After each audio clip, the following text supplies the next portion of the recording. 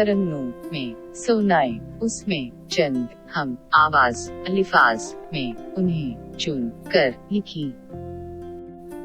झूली झूमे, गाएं जाएं,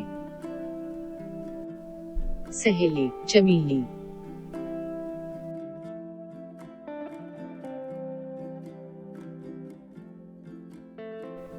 नज्म झूमें गाएं, गौर से पढ़िए, उसमें चंद फूलों के नाम हैं, बच्चों उनके नाम लिखिए।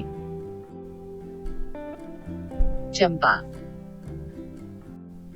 गेंदा,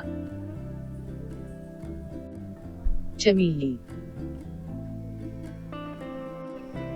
गुलाब, सूरजमुखी, कनवल,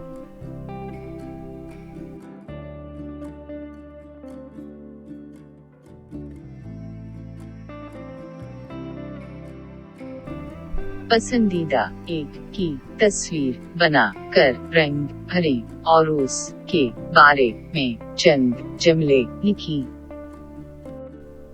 गुलाब, ये गुलाब है। गुलाब का रंग गुलाबी है। ये खूबसूरत है।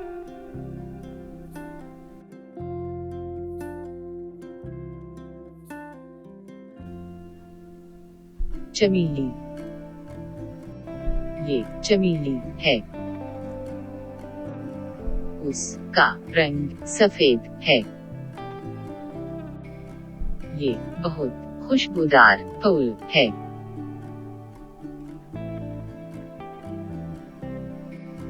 सूरजमुखी,